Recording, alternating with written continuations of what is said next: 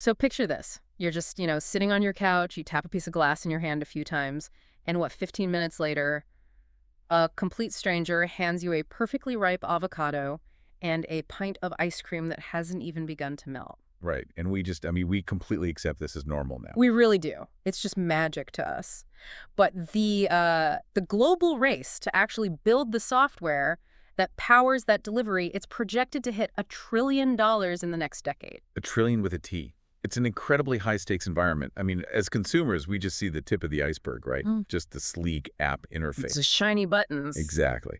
But beneath the surface, there is this massive, just highly synchronized air traffic control system of data, human labor, split-second routing decisions, and it's all happening simultaneously. Okay, so let's unpack this because the sheer scale of the market is just staggering. We are looking at a global online grocery market that's projected to hit $992.35 billion by 2033. Yeah, it's massive. And the delivery segment specifically is growing at a 25% compound annual growth rate. Oh, and over 60% of consumers have already ordered groceries online at least once, so the adoption is already there. What's fascinating here is what that 25% actually means for a physical supply chain, Right. To put that growth rate into perspective, if a local regional grocery chain handles 1,000 online deliveries a week this year, they have to figure out the logistical infrastructure for 1,250 a week next year. Which doesn't sound too bad on paper. Until you realize it's nearly 2,000 a week the year after that. Yeah. Traditional retail supply chains, they literally break under that kind of exponential compounding. Because they just weren't built for it. Exactly. For decades, grocery was the slowest moving retail sector. Yeah. Now, the landscape is just fundamentally shifting. It's no longer just the exclusive playground of giants, like Instacart or Amazon Fresh. Local chains, super aggressive startups, they're all flooding the zone. Right, because omnichannel shopping is just, well, it's the baseline standard now. Yeah, you have to have it.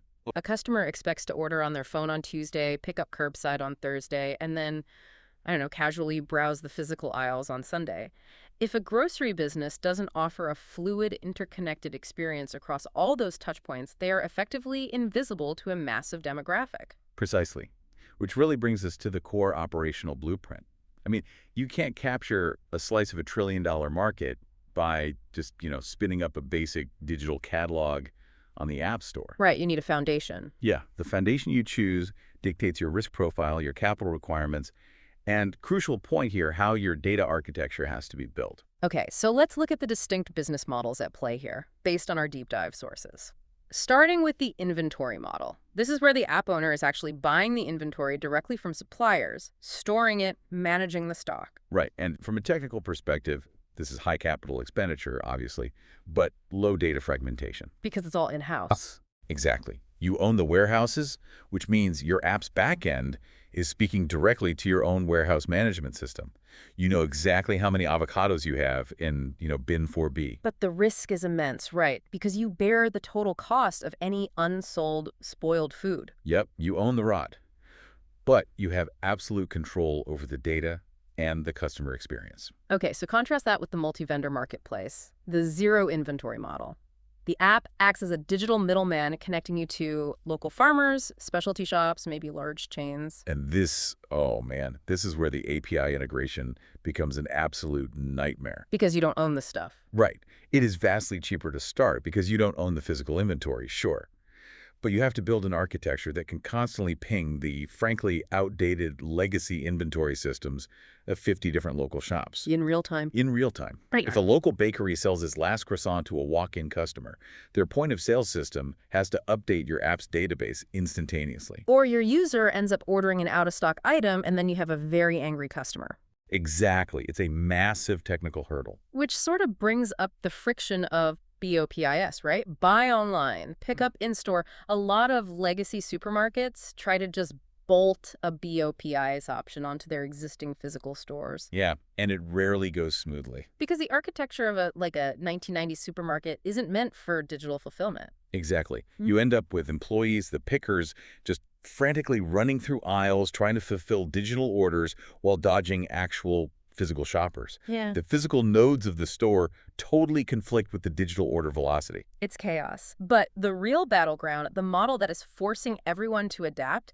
is quick commerce, We're talking about these hyperlocal models where customers expect daily essentials in like 10 to 30 Oh, minutes. this is the frontier. If you look at pioneers in this space, like Blinkit or Zepto in India, they aren't achieving 10-minute delivery by having drivers, break the speed limit. Right, they aren't just driving really fast. No, they achieve it through node-based micro-fulfillment centers, dark stores, and these are placed strategically every few miles in dense urban areas. So it's all about proximity. Proximity and calculation.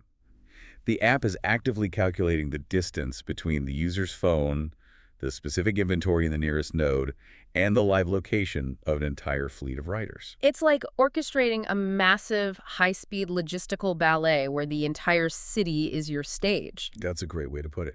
And to manage that ballet, we really have to talk about the software itself, because I think the biggest misconception is that a grocery delivery platform is just one application. You download it, order, and you're done. Right. The user just sees one icon on their phone. Exactly. But in reality, it is a three-sided ecosystem. It is much closer to a military-grade air traffic control system than a standard e-commerce app. You are building and maintaining three distinct applications that must communicate flawlessly with near-zero latency. So first, you have the customer app. Right, which we can call the radar. The radar, exactly. Uh-huh. And the moment you hit checkout on that customer app, the data fires to the store owner app. Which acts as the control tower. Right. The store app is this highly complex dashboard. It's managing inventory parsing, picker routing, and fulfillment queuing all at once. And the second the control tower flags the order as pack, it triggers the Rider app. The pilot. The pilot. And the Rider app isn't just a basic map, right? It's running real-time batching algorithm. Wait, what does that mean in practice? So it has to decide if a rider picking up an order at store A can also grab an order at store B on the way to the customer.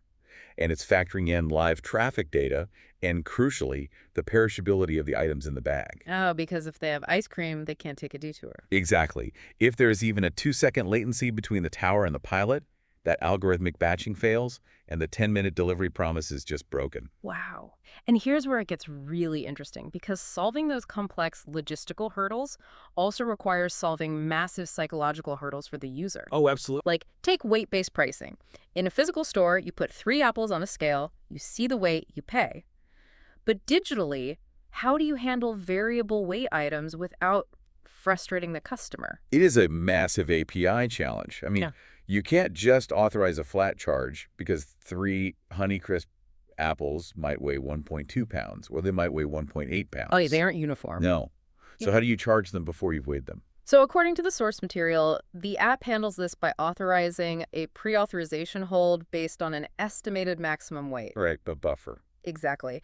But the actual charge isn't finalized until the physical picker at the store places those specific apples on a digital deli scale that is integrated directly via API to the app's payment gateway. Which is incredible. It instantly updates the final charge based on the exact packed weight. It is a seamless resolution to what used to be a massive, massive friction point. It builds trust. Yeah. And another critical technical feature for trust is cold chain delivery confirmation. Because, I mean, think about it. The primary hesitation for ordering groceries online is the anxiety of receiving melted ice cream or, warm raw chicken. I've definitely had that hesitation. So the platform doesn't just promise cold items, it actually logs the packaging process. Yep. The picker scans the barcode of the insulated bag and the cold packs being used for that specific order. And then the app sends a push notification to the customer confirming the thermal integrity of their specific items. It's brilliant. It translates a physical reassurance into a digital data point. And you see similar logic applied to substitution preferences, too. Yes, resolving out-of-stock items. This used to be so annoying. Instead of a picker trying to call a customer who's in a Zoom meeting to ask if a different brand of milk is okay. Which halts the whole ballet, right? Totally halts it. So the app requires the user to set database flags for Centrum use before checkout. Mm-hmm. You pre-authorize a specific replacement or a category replacement, or you just opt for a refund. And that entirely removes the manual override bottleneck from the fulfillment process. The control tower doesn't have to pause operations to ask the radar what to do. The instructions are already coded into the order packet. Okay, wait, I have to push back here for a second. Sure, go ahead. If I am a local or regional supermarket chain looking to modernize, and I'm listening to this, I'm doing the math, building a custom three-sided ecosystem with real-time API, syncing to digital scales, thermal tracking, algorithmic writer batching, that sounds like a multi-million-dollar Silicon Valley engineering project. It does. So if I use a white label solution to launch in a few weeks, aren't I just locking myself into a generic, off-the-shelf platform? Like, how do I actually compete with an Instacart if we are both just using the same pre-built routing algorithms? That is the exact friction point every mid-sized retailer faces. It's a great question. White labeling, where you license the core architecture, the real-time syncing, the payment gateways, it gets you to the starting line rapidly. Right. But you are absolutely right. The base logic is commoditized. You aren't differentiating on the routing algorithm anymore. So how do you win? You compete by layering custom microservices and unique UX on top of that white label plumbing. You buy the back-end database structure, but you build a proprietary loyalty program, the hyperlocal vendor integrations, and the specific customer interface yourself. Ah, I see. So you let the white label provider handle the heavy server load and the PCI compliance for payments, but you own the digital storefront and the customer relationship. Exactly, you own the brand. But, and this is crucial, white labeling is just table stakes today. Having a functional three-sided app just means you get to play the game. If you want to actually win market share in 2026, you have to stop reacting to the customer and start predicting them. Which brings us to the AI revolution in the aisle.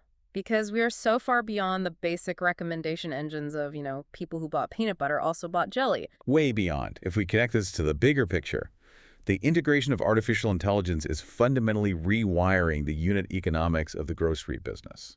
Okay, let's look at smarter inventory management, because for a century, grocery inventory has been completely reactive. Right, a shelf empties out, a manager walks by, scans a barcode, and they order a new pallet. But reactive inventory in this industry doesn't just mean empty shelves. It means massive financial losses because of shrink or spoilage.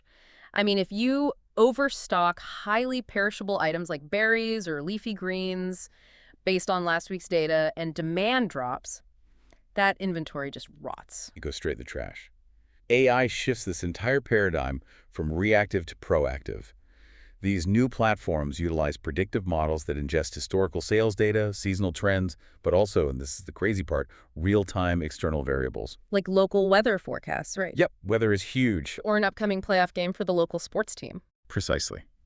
The algorithm can predict, say, a 40% spike in demand for hot dog buns and charcoal 72 hours before a sunny holiday weekend. And simultaneously, it'll reduce the automated order for soup. Wow. It allows the micro-fulfillment center to order precisely what is needed, down to the single SKU, exactly when it's needed. And the real-world impact here is just profound. This directly and significantly reduces food waste. Absolutely. Food waste is a devastating economic drag on grocery margins, which are already razor thin.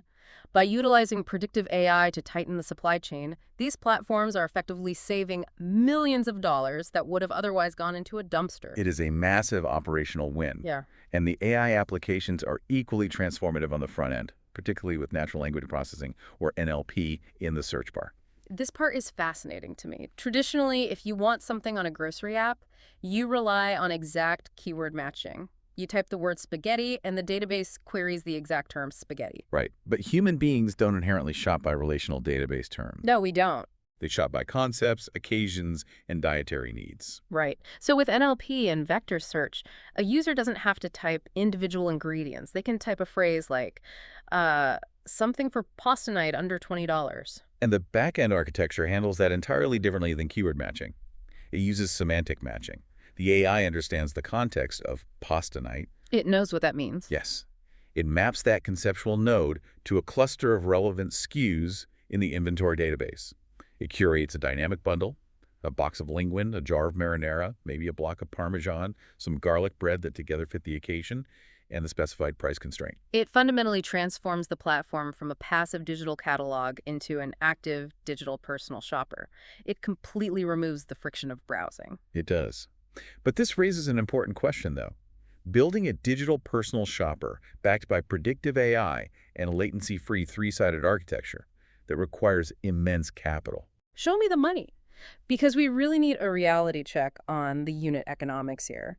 Building a bespoke, custom app with this level of sophistication ranges from $57,000 to $175,000 upfront. And that's just to start. Right. And that doesn't just cover the coding. You are paying for robust cloud infrastructure, security compliance, continuous API maintenance, and the timeline is anywhere from 2 to 9 months before you can even take your first order. Which means your monetization strategy has to be incredibly sharp. The most common pitfall for new entrants in this space is assuming the model relies entirely on delivery fees. Exactly. You, as the customer, pay a $5 delivery fee. But that $5 has to cover the API calls, the server load, the rider payout, the fuel, and somehow leave a margin. Which it doesn't. The math simply does not work on a delivery fee alone. No, the delivery fee is just a psychological anchor for the customer. The real revenue generation relies on a diversified stream of digital real estate and data. So what are those streams? First, vendor commissions. If you operate the multi-vendor model, you are taking a percentage cut of every single transaction that flows through the system. You are essentially tolling the highway. Okay, that makes sense. Then you also have in-app advertising, which is effectively the digital version of retail slotting fees, right? Like paying for end caps in a physical store. Yes, retail media networks are a massive profit center right now. A major consumer packaged goods brand, say a multinational soda company, will pay premium rates to manipulate the search algorithms. Oh, sneaky. Yeah, when a user searches drinks, that brand pays to ensure their new flavor populates at the very top of the vector search results or, dominates the app's homepage banner. Yeah. The app itself becomes a highly targeted, high-conversion advertising platform. And finally, subscription plans. You look at models charging a flat monthly or annual fee for quote-unquote free delivery. Right, and it leverages the sunk cost fallacy beautifully. Well, once a customer pays that annual subscription, they feel financially obligated to run every single grocery purchase through that specific app to maximize their return on investment. Oh, I've definitely done that. I have free shipping. I have to use it. Exactly. It drastically increases the customer lifetime value and provides the platform with predictable, recurring revenue to offset the volatile logistics costs. So what does this all mean? When you look at the architecture, the predictive algorithms, and the diverse revenue streams, you realize that succeeding in this space requires executing on 3 distinct pillars. Exactly right. First, you must select the precise business and inventory model that aligns with your capital structure and API capabilities. Right. Second, you have to build a flawless, low-latency communication layer between the customer, the store, and the rider. And third, you must deploy AI to shift your entire operation from a reactive physical store to a proactive, predictive digital ecosystem. It is an incredibly complex machine, but when the latency is low and the algorithms align, it truly feels like magic to the end user. I want to thank you for joining us on this deep dive into the invisible mechanics of the online grocery boom. It's been a great discussion. But I want to leave you with a final thought to mull over. We've spent this time discussing how these platforms hyper-optimize the digital experience, leveraging vector search and real-time algorithmic batching to get food to your door in minutes. Yeah. But if this 25% compound growth continues and a vast majority of the population shifts entirely to app-based procurement, what happens to the physical grocery store? That's the big question. If we are all just interacting with a digital interface, will future supermarkets permanently lock their front doors? Will the massive, brightly lit buildings with wide aisles and shopping carts be completely gutted, transforming entirely into windowless, dark stores? That's a real possibility. It's highly possible that the grocery store tomorrow will be a hyper-dense, automated warehouse situated right in the middle of our neighborhoods, designed exclusively for AI-directed robot pickers with no human shoppers ever allowed inside. Something to ponder the next time your perfectly ripe avocado magically appears on your doorstep.